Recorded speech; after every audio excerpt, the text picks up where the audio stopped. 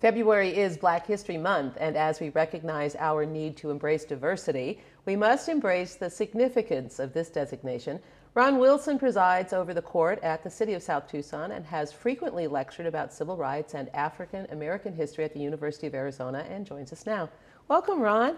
Thank you for having me. Good to see you again. Same here. We've spoken in the past many times about Black History Month and its significance, but why don't we refresh ourselves? What is the significance of this designation and how did it get started? That's two questions. All right. Well, Black History Month started in the late 1920s. I believe it was 1926, where the author, historian, and publisher Carter G. Woodson founded Negro Achievement Week. And the significance of founding or creating this week was to identify significant accomplishments in the African American community that were not being recognized by the society as a whole.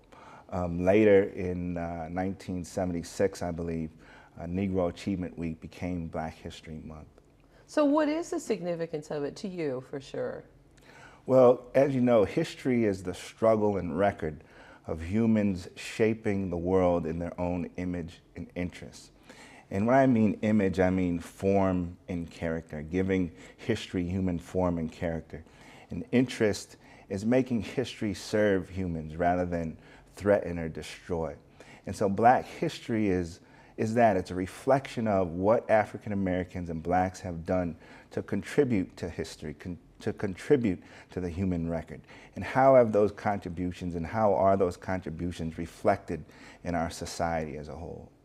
We'll get back to some of those in just a minute, but I'm interested in what it is that you hope your students, I know you're not teaching this semester, but what do you hope your students take away from the classes that they attend? Well, I hope that my students gain an appreciation for the diversity that exists out there, not only in the record of how humans and cultures and ethnicities have contributed to society and civilization, but how to appreciate other cultures and how to appreciate and understand how other cultures played an integral part and continue to play an integral part in the growth and the future of our society and civilization. And you have been very active in connecting younger children to college-age mentors. Talk a little bit about that and how that's working. Absolutely. One of the things that is very important to me is a transfer of knowledge from one generation to the next. And in many inner city communities, the young children are not receiving the type of information that they need in order to make healthy choices. And so what I'm attempting to do is connect inner city youth with college students who would be willing to mentor them and help transfer knowledge that is integral to the survival of those young people, because for many of them who do not have certain information, they make poor choices that lead to incarceration, death, and other types of deviant behavior that do not move them forward. And you see that kind of fallout in your courtroom every day, do you not? Absolutely. Frederick Douglass, an African American, a great leader, once said, it's easier to build strong children than repair broken men. And in my court, that's what I'm doing. I'm repairing broken men, and it's a very difficult job. So by creating these mentoring programs, we're building strong children. FDR once said, we cannot build our future for our children, but we can build our children for the future. So again, by investing in our children, we're ensuring that, that they're prepared for the future. So your mentoring has taken another level recently as well. You've been appointed by the Arizona Supreme Court to mentor newly elected judges. Yes, ma'am. In fact, one Nogales judge calls you Mentor Man. Yeah. And how do you see that role, and how do you see that role? And I know that these are some of the objectives that you've shared with me, but how do you get those judges to that point, and what is it that you are helping them achieve in that function? Absolutely. Every year, there are a number of new judges that are elected or appointed by the county or by the municipality. I mentor the limited jurisdiction court judges, the judges who serve in misdemeanor courts.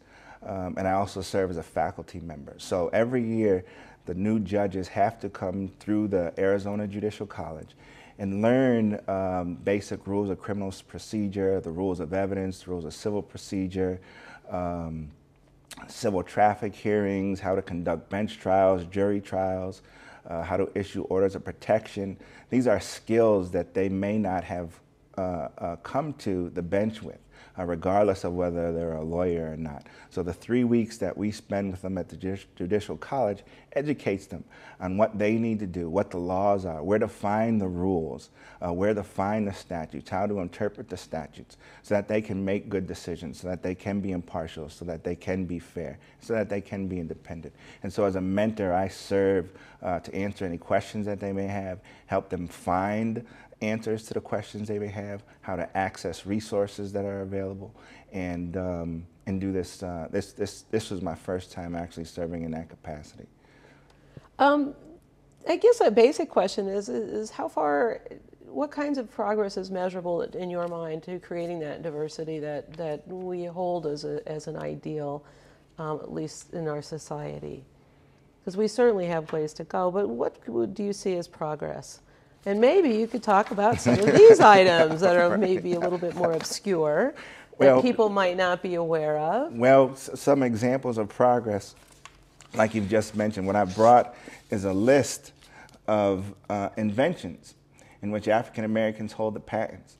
And I want to just name a couple of them to you, and then we can kind of discuss the role that these inventors or inventions have played and how these inventions have helped humanity or civilization progress. Frederick M. Jones invented the portable air conditioning unit and the thermostat control. Now, can you imagine what our society would be like without air conditioning, especially here? I'm picturing that. In Arizona, or no thermostats? William H. Richardson, an African-American inventor, holds the patent for the baby carriage. Again, can you imagine what our society would be like if moms did not have baby carriages? Another invention, an African-American inventor, invented the ice cream scooper, Alfred Collier. I love ice cream. Okay, I'm not. That's not a need, but a want. I mean, a want, but a need. Yes, we understand that. Absolutely. And what are some of the more other obscure ones that you might not know? The mailbox, a pencil sharpener, spark plugs, stoves, street sweepers, and the traffic light. One of my personal favorites. I'll bet. Yeah. I'll bet. That brings a lot of revenue to your courtroom, doesn't it? Hey, it's not about generating revenue. It's about keeping the streets safe. So what would you like people to observe and take away from this? Is not just this month, but to modify our own behavior so that we can embrace these items and move forward in being more democratic. Well, one of the things about Black History Month, and one of the reasons why I'm glad that you've invited me to come on your show, is that a lot of this information is not being taught in the schools. A lot of this information you're not going to gain by reading the newspapers or watching the local television stations, unless, of course, it's your show and your station. Oh, go on. But, you know, you have to do your due diligence to actually go out and find out this information. And when I started doing some of this research, I was shocked and amazed at some of the things that African Americans have contributed to our society. Well, we will post this list on our website, and I thank you so much for being with us, Ron. Thanks for having me.